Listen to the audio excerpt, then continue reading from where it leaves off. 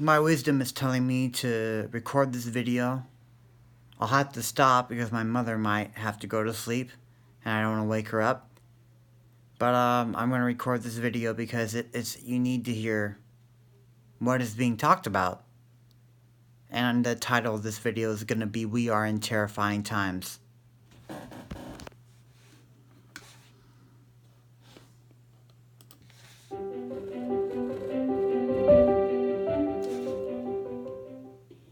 Peace. Infinite Waters diving deep once again. We are here with the amazing Teal Swan. Last time we chatted, it was in LA. Deep divers been wondering. It's like 1 hour and 36 minutes. What I want to do is I'm going to just see how much I can. You can go to this video yourself, okay? And watch if you want to watch the whole thing. I'm just going to get certain parts that I find like it, speaks volume. Okay, let's continue. Gosh, where's Teal? Well, she's right here. So amazing for you just to dive with us again. Thanks for having me. This is pretty exciting times on the planet / terrifying times. So Yeah, how do you find with the recent election and everything, how's it been there for you? terrible. It's been absolutely terrible. The United States is gearing up towards a civil war. And I think the universe knows that when America is in a state of unrest, the entire world is unsafe. So basically, and it's not just the USA, like we're watching the government system stacking and tiering that is very terrifying. It's a domino effect type of situation that we've got going on. And I think that most people who are at least a tiny bit tapped into the collective unconscious and the collective conscious both are, let's say, aware of the conflict that is brewing. And so it's been really super intense. I feel like for this whole last year, most of us, because this has been the year of purification, we've been essentially stripped of all of these barriers to increasing our frequency. And it's been like a really quick upgrade, but the kind of upgrade for most of us where you can hardly keep up with it. So most of us have been sort of hanging on for dear life, and that has been what it has felt like. Well, a lot of people, deep divers, a lot of people are afraid, and a lot of people are actually saying it's a good thing because it's actually highlighting Planet Earth rather than a short-term vision of the planet Earth. And so I feel like there's almost got to be a balance to be had between seeing that long-term outcome of all of this type of conflict is going to be really beneficial, but also not using that as a way to bypass what's actually going to occur in the short term. And what somebody like myself knows is how the human shadow comes out in people. I know that firsthand, and I know it's not pretty. And so I feel like a lot of the people who've got that attitude right now of kind of like, oh, it's wonderful, it's breaking apart so something new can be built in this place, is true from a universal perspective. But when you're standing in front of somebody who's bleeding in the streets, it is not as easy to say this is a good thing. So I feel like we're almost in this time of real tenderness where we have to balance the extremes, that the short term is going to be not great, honestly, for the sake of everyone collectively awakening. I've been talking a lot about the fact that the human race is no different than a singular consciousness. What do we know about people? Right. Usually they find awakening through getting cancer, or through losing someone they love, or through, driving their car off a cliff. And so we know that suffering is often the route that human consciousness chooses to awaken. So you can imagine that if right now the universe is wanting the entire human race to awaken, what we're collectively matched to. Right. I feel there is so guru figure was look. Would you feel it's better to focus on something totally different and act like you don't know what's going on? I feel like we crossed a threshold. So basically what I was feeling like is that 2011, 2012, 2013, we were kind of on a precipice where it was like, is the human race going to choose in favor of awakening without having to line up with something that causes awakening, if you catch my drift? And the human race decided essentially that it needed to wake up. So you can consider this whole conflict like that type of a thing. So back when we were kind of teeter-tottering on that precipice, I decided that we should teach people from my, if somebody like me or you should teach people to focus entirely on what makes them feel good, entirely on what they want to create, and have no focus and no awareness on that. But we have now passed a threshold. The way to understand this is to understand momentum. So when you're thinking thoughts, continually focusing on something, it causes a momentum of manifestation. And even if you shift your frequency, you still got the momentum of that previous frequency going. So right now what I have seen is that we have already manifested the kind of thing which most of us wanted to avoid.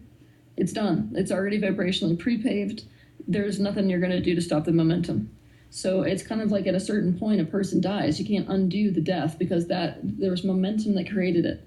So I'm sort of, let's say, coming out of the closet more recently about all of this, and I've decided that talking is necessary, most especially because if the human race is a match to this, which they are completely, then I don't think it's very loving for them to not be prepared.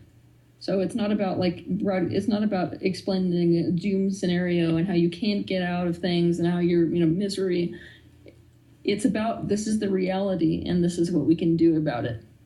And I feel like people really need that. It's kind of like that dual focus, both focus on what I want to create as a result of the collapse, but also we can't be in a state of denial about what we have lined up with right now. And I'm actually not liking it very much in the spiritual community when I'm seeing a bunch of people who are like, just sit down and hold hands and do love and light. And it's like, that's not going to work at this point in time. Like, there's actual action that does need to be taken at this point. So right. It's like you're seeing a division even in the spiritual field between the people who are on, the side that I'm obviously on, which is like, no, we're done. We're past that point. It's time basically to be focusing on what is actually occurring in the world and what we're going to do about it. And other people, other spiritual teachers who are like, no, just put the blinders on you, create your own reality, focus on something good, as if it doesn't happen or isn't happening. Right. What do you feel led humanity up to this point? Because from 2012, it did seem there was a kind of awakening happening. People were looking for change. They were ready for it. And I remember 2012 just even seeing YouTube content, like so many documentaries, and it's almost things go back and forth. Snakes and ladders. But with an attitude of, let's actually look at the underlying needs that are creating this. Because it's almost like... Aww. Attaching important files is a huge risk. Okay. You lose control the second you hit send. Come on. Nothing. I'm trying to click. Backsend erases this mystery. Come on. There you go. It's like we're cruel to ourselves. Part of this rift between the subconscious and the conscious mind is the fact that we've got this attitude towards ourselves which is so innately self-hating. So I feel like it's no different in the self-help industry. We make an enemy of the ego. We make an enemy of feeling anger. We make an enemy of feeling competitive. We kind of do that. And so we can't change anything because the aspect of us that is basically capable of creating any kind of change would never take that oppositional attitude towards an aspect of itself. So it's almost like we need to get into a space where we're ready to look at these, let's say, shadowy aspects of our being, but with a state of compassion and understanding so that we can actually caretake them. So I would say, don't try to banish your competitive nature. Realize that it's there. Realize why it's there, the painful conditions that created it, and start caretaking it. Like if you introduce love to the aspect of you that's so terrified of being worthless that it competes, then you get some real change. Not if you try to be not competitive or try to not be angry or all this crap that we've been feeding each other, especially in the spiritual field for thousands of years. It doesn't work because we need integration. And that's part of why I feel like the racism issues coming up around the world so incredibly extremely right now is because this collective shadow of how disintegrated and fractured we are as a species, it's being mirrored through our racial issue. If we're looking at somebody else and we're saying, I don't want this person or this being or this thing to be a part of me, we are not in a state of integration and wholeness. We are in a state of fracture. So it's better that we recognize that this is actually what's going on within us so that we can address what's preventing us from creating that integration. But I can tell you that not wanting to have anger within you is not very much different than saying, I don't want Mexicans in my country.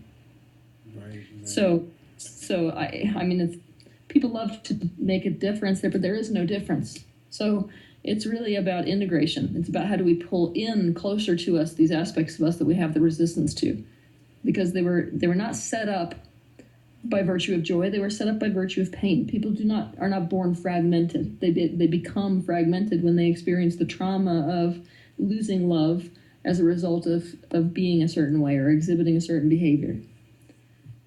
So I would love to undo that process. Even that is Teal Swan's and Ralph Smart. It's on his channel. Check them both out. I will put their channels in the description. And yeah, again, meditate on 528 hertz, guys. Stay woke. And go vegan and meditate. It's going to be okay. Bye, guys. I love you all.